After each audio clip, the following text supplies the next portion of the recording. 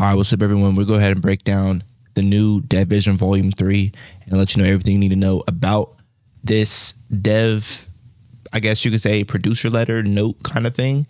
And let's go ahead and hop into it. So basically, of course, this new thing was for the new upcoming season 1.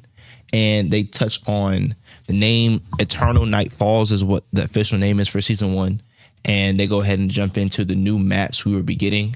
And these new maps include, they all seem to be in New York. So you have the Sanctum Sanctorum, you have Midtown, then you have Central Park. In my opinion, I was getting a little tired of the maps we have now. So these new maps will be a good little refresher. And then now the Battle Pass is a little different this time, which is expected because this season is way longer than season 0. And this Battle Pass will have 10 costumes compared to the lesser amount in this past Battle Pass. And it will be double the price. So, you know, the quick, easy little $5 Battle Pass will now be increased to $10, which is expected since this Battle Pass is going to be extended across a season that is 3 months long compared to the shorter one we just were in. And they did touch and confirm that only 2 of the heroes will be releasing in the first half of the season, not all 4, unfortunately. So we will be getting Mr. Fantastic and the Invisible Woman for the first half, and then the next 2 heroes will drop the second half of this season. They did tease a new arcade mode as well called Doom Match, which basically just seems to be an 8 to 12 player, which is interesting where it can change from 8 to 12. It's an 8 to 12 arcade style mode where you can go through portals and overall just being a real brawl style type mode. Seems pretty fun. They did tease the new map as well, where you can turn the clock back and kind of repair the map, which is pretty interesting, and it should seem really cool in battle.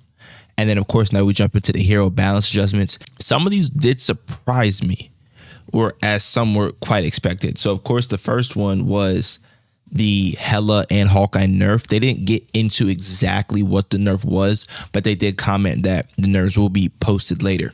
Another thing, but that I'm assuming they're most definitely just going to nerf their overall damage. I'm pretty sure that's all they're going to do, because anything more would just be absolutely killing the heroes. Then another surprise buff was that they're giving, it says renewed vigor. So I'm assuming maybe more HP or buffs to their shields for both Venom and Captain America. I thought Venom was strong as he was, but of course we'll just take the buff. And Captain America, I do think he does need a buff as well. For number one, I think his shield is a bit too weak, and he just needs a little bit more survivability for how they want him to be played. And then they did show that Cloak and Dagger is also getting a buff as well, which is interesting. I was not really expecting this, but a buff would be pretty cool for Cloak and Dagger. Don't really know what it would be, so we'll stay tuned for that one. They did also show that Wolverine and Storm will be getting buffs as well. Wolverine does not seem so weak currently now, since people know that he can just shred tanks and that's how you should play him. But the devs don't really care. They're going to give him a buff. And Storm most definitely needs a buff. So both of these I agree on for the most part, and we'll see what they do with them. And then finally, you know, everybody knew the nerf was coming, man. Everybody was complaining. And of course, look, this is what happens. They nerfed my boy Jeff. They're nerfing him. He touched on saying that they're going to reduce kind of the range of his ultimate, kind of, so like, you know, the instances where you'll get eaten even when you feel like you're not in the ultimate. Or I'm also thinking they might reduce just how high up he can get people as well, like when you're playing Iron Man or Storm and somehow you think you're flying above it but he still gets you. So I'm pretty sure that's what they're going to do for him. No official details exactly, but that's my prediction. And then they also talk about ranked adjustments.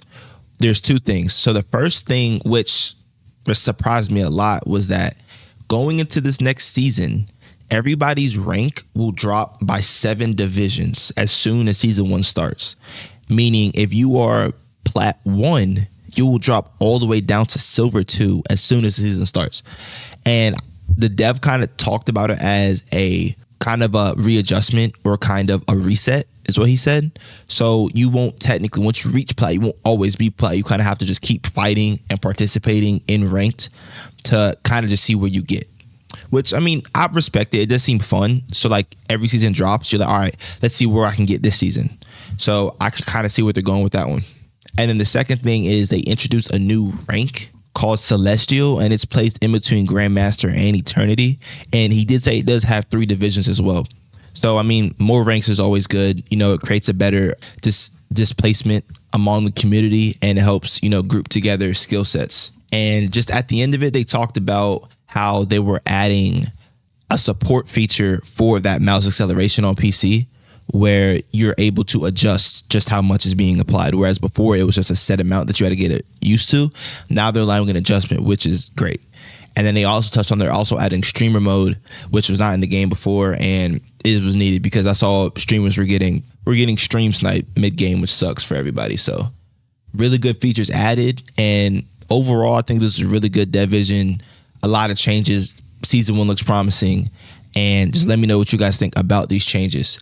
Make sure you like and subscribe. You know, we're pushing for the first 100. You know, I'd really appreciate it. Really help out the channel, and I'll catch you on the next one, man. They're dropping trailers for the 2 characters upcoming. The season starts on Friday, so the 2 trailers should be released between then. And I'm assuming they're going to drop 1 a day, so we're not going to see both at one time. But I'll most definitely be covering those trailers, so stay tuned, and I'll catch you on the next one.